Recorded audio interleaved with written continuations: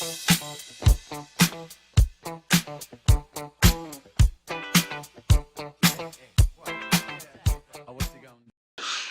un slasher, c'est une personne qui a plusieurs activités, plusieurs métiers parfois, à la fois. Donc, soit activité professionnelle, soit métier. Ça peut être en même temps, c'est-à-dire en millefeuille, en étant à la fois comme moi, coach, formatrice, consultante, etc. Et en jonglant d'un jour à l'autre, ou même d'une heure à l'autre entre ces activités. Et puis, il y a 1000 manières de slasher. En réalité, il y a aussi des gens qui sont slasheurs, mais au long cours. C'est-à-dire qu'ils ont... aujourd'hui, on parle de reconversion professionnelle, mais en réalité, ce sont simplement des gens qui font très vite le tour d'un métier ou très vite le tour d'une activité et qui ont besoin de la transformer ou d'en découvrir une autre régulièrement. En réalité, il y a toujours eu des slasheurs dans l'histoire de l'humanité depuis que le travail existe. Mon grand-père était un slasher, mais il ne savait pas qu'il était un slasher. Il y a toujours eu des gens qui ont eu besoin d'avoir plusieurs activités professionnelles pour répondre à leurs besoins. Donc ça, c'est ce qu'on appelle aujourd'hui les slasheurs qui le sont par obligation matérielle. Ce qui est très nouveau aujourd'hui, ce que les médias finalement font ressortir, c'est qu'il y a de plus en plus de slasheurs qui le sont par choix. Alors, on nous fait beaucoup croire que c'est la crise qui amène à cette situation, et en réalité, non, c'est surtout qu'il y a une évolution des mentalités, une évolution de nos aspirations professionnelles et personnelles aussi, qui font que de plus en plus de personnes ont envie de s'affranchir du diktat de la norme de la monoactivité, parce qu'elles s'épanouissent beaucoup plus dans la diversité des expériences et dans le croisement de certaines compétences qui créent, à mon sens, énormément de choses très intéressantes à côté desquelles on passe et qui contribuent au gâchis de talents, qu'on soit indépendant ou qu'on soit salarié dans une entreprise. Permettre à des collaborateurs dans une entreprise ou à une personne de pouvoir aller se nourrir, explorer de nouvelles choses est une source de bien-être, est une source et la garantie de pouvoir continuer à évoluer. On parle aujourd'hui beaucoup de l'évolution professionnelle dans les nouvelles réformes autour de la formation. Eh bien, c'est la garantie de finalement faire cette évolution professionnelle en temps réel, sans penser à chaque fois rupture, formation, changement de vie. Non, on ne change jamais de vie, on évolue en permanence. Et aujourd'hui, le monde, à mon sens, le monde de l'entreprise doit comprendre qu'il est urgent de prendre en compte cette évolution professionnelle, mais en temps réel, à chaque instant, en accompagnant les envies d'évolution de chaque personne. Ça permet,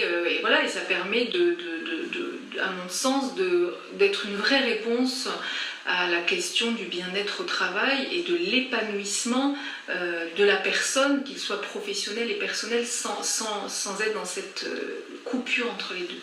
Il n'est plus adapté et qu'il faut entrevoir d'autres formes de travail possibles et d'autres formes de relations au travail possibles. Je suis à la Société Générale depuis maintenant 6 mois et je suis depuis 3 mois intrapreneur au sein du groupe. Alors je pense que c'est quand même un enjeu assez fort que s'est lancé Société Générale de vouloir faire un grand appel comme ça à ses collaborateurs, et j'imagine qu'on ne pouvait pas penser qu'il y aurait une telle mobilisation. Donc cet appel a été lancé auprès des 150 000 collaborateurs du groupe, et il y a eu 15 000 participants, et aujourd'hui 70 startups qui sont retenues. Donc voilà, je pense qu'il y a un véritable enjeu de transformation culturelle pour le groupe, aussi bien au niveau des collaborateurs qu'au niveau managérial. Le fait aussi d'associer les membres du CODIR en faisant nos N+1 directs, donc on est directement avec eux pour échanger sur notre startup, de leur donner un certain cadre en leur demandant d'être disponibles 1 heure par semaine pour nous. C'est un engagement assez fort qui vise à pouvoir transformer le groupe, je pense. Puis évidemment, il y a la partie création des futurs business qui est assez important. On sait qu'aujourd'hui, le milieu des banques est un petit peu bousculé, et donc on cherche à se développer sur d'autres domaines. Alors, choisir une équipe, convaincre, et puis surtout être confronté à l'écosystème externe. C'est-à-dire qu'on a parfois l'impression que le monde des startups, c'est facile, c'est l'entrepreneuriat, c'est super, c'est très à la mode, tout le monde doit en faire. Et en fait non, c'est un milieu très difficile. En tant qu'intrapreneur, on a encore un cadre sécurisant. On est protégé puisqu'on a notre salaire qui tombe tous les mois. Ce qui est un petit peu un défaut aussi, puisqu'on n'a pas ce qu'ils appellent le skin in the game dans le monde des startups, c'est-à-dire mettre sa peau en jeu tous les matins, se dire ma boîte est en faillite, il faut vraiment que je me lève, que je réussisse, que j'aille taper aux portes. On n'a pas forcément ça, mais on a quand même la passion, je pense, pour un grand nombre d'entre nous.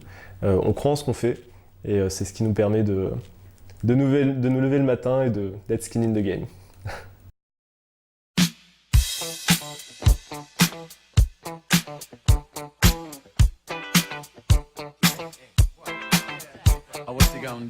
Enercop, c'est un acteur de l'économie sociale et solidaire qui est fournisseur d'électricité 100% renouvelable sur un principe, qui promeut un principe qui est celui de la transition énergétique locale et citoyenne. Donc c'est 9 coopératives plus la coopérative principale qui ancre la transition énergétique citoyenne dans les territoires. Enercop, pour porter ses valeurs, a fait un choix dès le début qui était un choix de structure juridique particulière. C'est une structure coopérative, mais plus particulièrement, c'est une société coopérative d'intérêt collectif. Et ça veut dire quoi? Ça veut dire qu'une organisation particulière a été mise en œuvre dès le début, dès la création d'Enercop, autour finalement de la décision des parties prenantes, de l'ensemble des parties prenantes dans Enercop. Alors les parties prenantes, c'est les producteurs, c'est les consommateurs, c'est les porteurs de projets, ce sont les salariés aussi, ce sont les collectivités locales qui décident ensemble de l'avenir et de la stratégie et des opérations du projet. Et tout ça autour d'un principe, un principe qui est fondamental dans les décisions qui sont prises chez Enercop, qui est autour de une personne égale une voix. Donc chacun a la possibilité d'exprimer sa voix pour la faire entendre et pour faire avancer l'ensemble du projet. Ça veut dire aussi qu'au quotidien, c'est une société qui a un fonctionnement extrêmement particulier. Pour moi qui ai connu des entreprises plus classiques, commerciales, pendant des années, c'est des décisions qui sont prises dans des cercles de décisions qui sont relativement larges, qui peuvent concerner beaucoup de personnes. Aujourd'hui, Enercop, c'est 55 000 clients, mais c'est 30 000 sociétaires. Donc quand vous prenez l'ensemble de ces parties prenantes, on est autour de 30 000 personnes qui aujourd'hui participent directement à ce projet. Et donc moi en tant que directeur financier, la particularité, c'est la nécessité d'équilibrer en permanence les besoins de rentabilité d'Enercop, de viabilité du projet, mais aussi d'y ajouter en fait tout ce qui constitue en fait la nature particulière de ce projet, et puis d'en garder l'âme, et l'âme locale et l'âme citoyenne.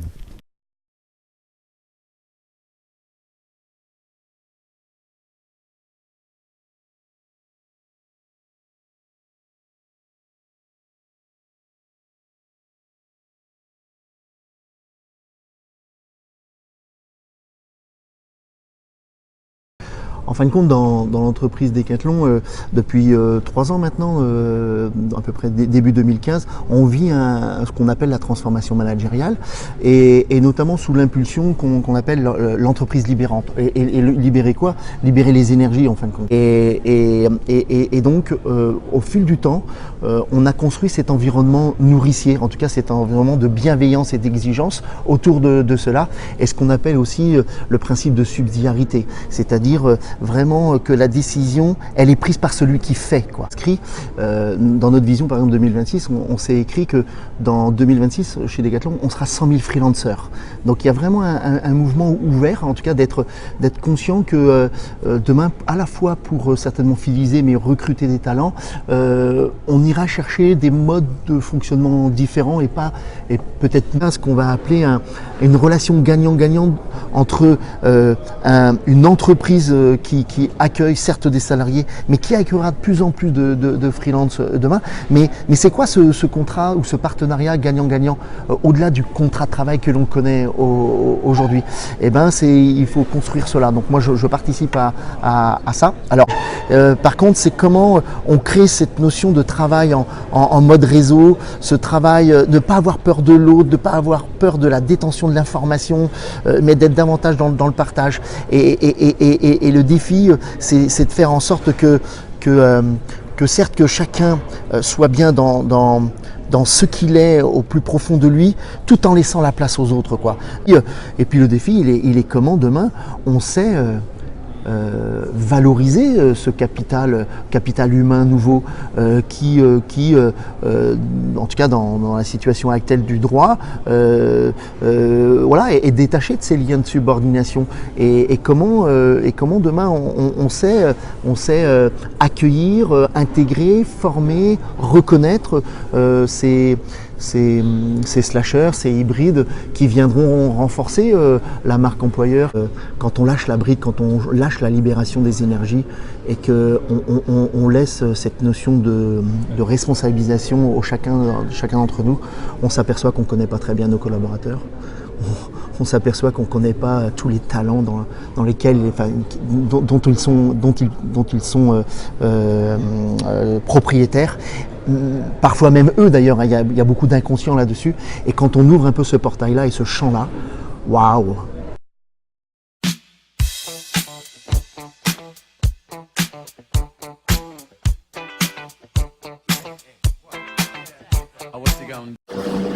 Je pense qu'il y a aujourd'hui des mutations tellement rapides, à la fois économiques, à la fois sociales. On parle de la transformation numérique, on parle de la transition énergétique, qu'il faut que les entreprises soient bien sûr réactives.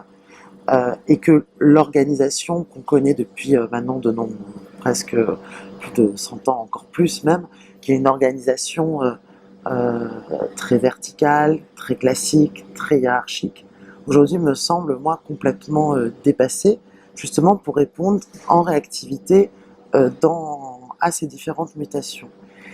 Lorsqu'on regarde aujourd'hui ces nouvelles formes d'organisation qui émergent, on peut parler d'organisation plus responsabilisante, plus ouverte. Tout l'enjeu, à mes yeux, c'est d'allier, bien évidemment, la performance sociale avec la performance économique, et ce dans un même mouvement. L'allier, ça veut dire de rapprocher, donc d'être dans une démarche vraiment de co-construction, c'est-à-dire de renforcer le pouvoir d'agir des collaborateurs, des salariés, en rapprochant les niveaux de décision des niveaux d'action. Et ça, de la cave au grenier ou même, j'ai envie de dire, du vigile au PDG. C'est qu'aujourd'hui, on voit bien que la place du travail dans notre vie, depuis 50 ans, a reculé. Mais par contre, et c'est ça qui est pour moi formidable, c'est que les exigences en direction du monde du travail, elles ont augmenté. Elles ont augmenté parce qu'on a tous des attentes aujourd'hui qui sont beaucoup plus larges, parce qu'on veut mieux concilier sa vie personnelle et sa vie professionnelle, parce que le travail c'est aussi un lieu de cohésion, un lieu de solidarité, et que finalement, pour pouvoir, il faut changer l'organisation du travail, justement pour permettre de changer la société. World of Warcraft, ce qui est intéressant, c'est que les ligues qui gagnent ne sont pas celles qui sont organisées de manière pyramidale et traditionnelle. C'est pas le fondateur de la ligue qui a développé son équipe et qui a gagné les premières batailles qui va rester et qui va faire en fait de sa ligue un champion international. C'est à un moment donné, sur une stratégie à conduire, on a une action à conduire qui va prendre le temps qu'elle va prendre, qui en est capable, qui a la compétence et qui est disponible. Et ça tourne en fait en haut. Et c'est une toute autre relation à l'autorité en fait. L'autorité de décision dans un mode de mission, de conduite de projet, conduite de mission, réalisation de mission, cette autorité-là, elle n'est pas pensée comme étant attachée à une fonction et à une personne. Elle est attachée comme étant un résultat à obtenir. Et il y a beaucoup de souplesse dans la désignation de l'autorité qui va la conduire. Et beaucoup d'acceptation sur le fait que ça tourne. Et on n'est plus dans des vieux schémas d'antériorité, de légitimité, etc. Le lien qu'on peut faire entre organisation ouverte et parti politique, avec ce que je viens de dire sur l'exemple de World of Warcraft, c'est un lien qui est assez évident et qui est assez passionnant. Ça fait des années que se cherchent en réalité en France des mouvements qui fonctionnent différemment que les partis traditionnels.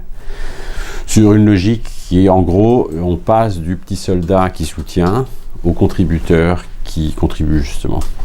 Il y a une soif de j'ai des trucs à dire et je veux pas seulement soutenir, je veux contribuer, qui est dingue et qui s'est exprimée sous la forme d'une multiplicité de mouvements citoyens, de tentatives de création de partis, etc. Et ça a pris avec En Marche, mais quelque part il y a une longue histoire avant, en fait. C'est une autre façon de penser l'engagement. Dans un parti qui va être ouvert, comme l'est un jeu comme World of Warcraft, ou comme l'est une entreprise qui a un autre rapport à l'autorité et à la responsabilité, dans ce parti-là, on ne fait pas payer la cotisation, elle est gratuite. Et l'adhésion, on accepte qu'elle puisse se traduire par un engagement en pointillé ou intermittent.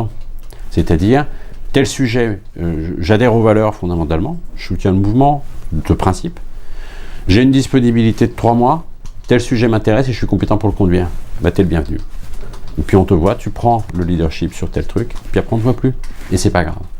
Et d'exiger qu'il y ait un paiement et une fidélité, je pense que c'est se couper de ces nouveaux modes de contribution, d'action, de vitalité en fait de mouvement politique. D'après moi, les défis de l'organisation ouverte dans le prolongement de tout ce que ça m'inspirait, c'est essentiellement dans le rapport à l'erreur et au risque. Les défis, c'est de réapprendre, mais plus que de tolérer en fait, d'encourager la prise de risque et donc la leçon qu'on peut tirer de l'erreur. Le contraire de ce point de vue-là d'une organisation ouverte, ce qui peut le plus empêcher la formation d'une organisation ouverte, c'est de ne pas pardonner justement l'erreur et d'exiger qu'il y ait une conformité, une excellence conforme qui encadre complètement la prise de risque en fait. Et c'est de ce point de vue-là, le classement PISA de la France est intéressant parce que contrairement à ce qu'on a dit, la France est très très bien classée dans sa capacité à former de la conformité, même de la conformité complexe. Elle est très mauvaise dans la capacité à susciter de la prise d'initiative et de la créativité.